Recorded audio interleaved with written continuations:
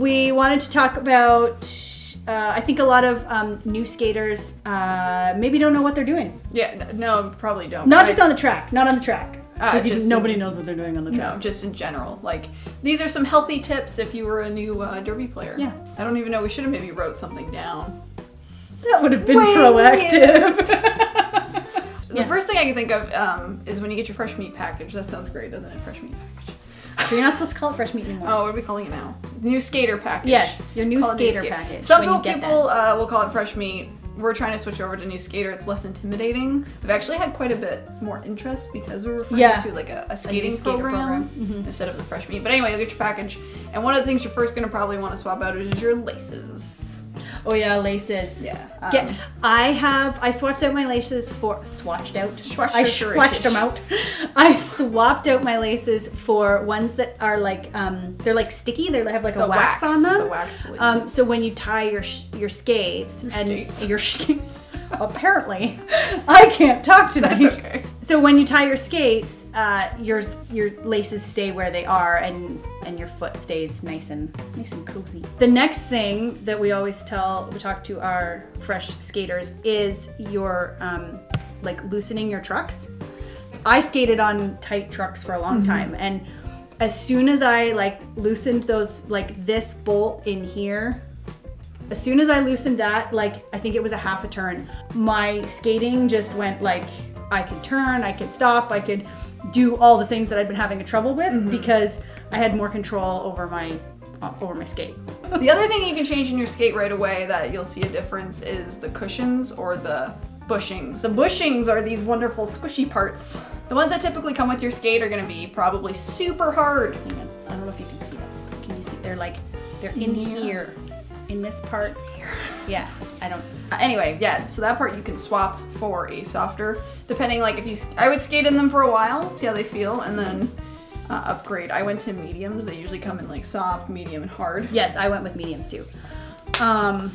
Yeah, it's going to be a combination of your truck tightness and the cushions you put in there. Yeah. The next thing we typically upgrade, it's the toe stops. You want to put in some decent toe stops. Bionics are really good. I recommend these. I've had these on, these are not my skates, they're her skates, but I've had these Bionics on my outdoor skates for 2 summers. And we skate outside, so the concrete really eats them up. Yeah.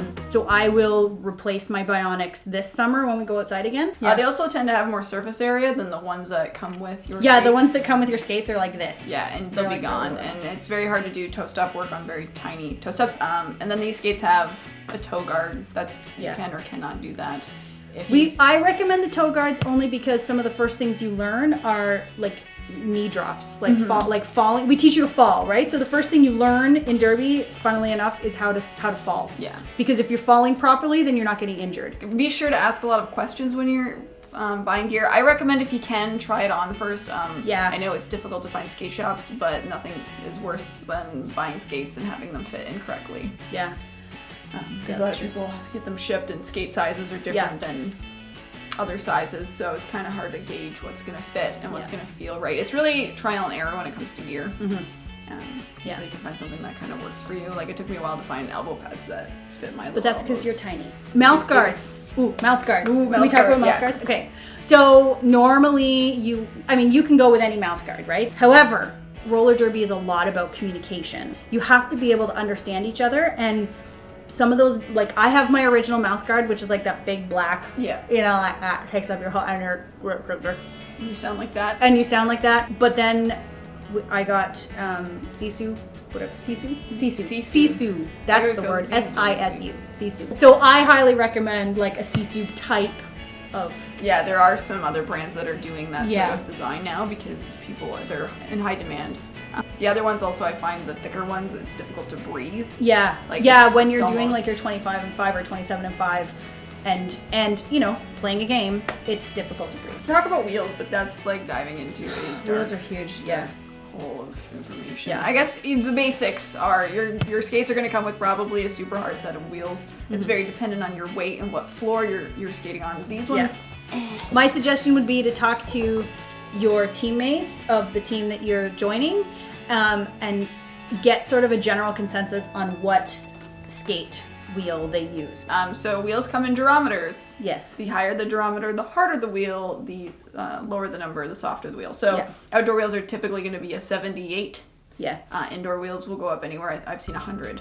There's a lot of things you can look at, like the lip. There's a whole thing. But definitely ask. Another video.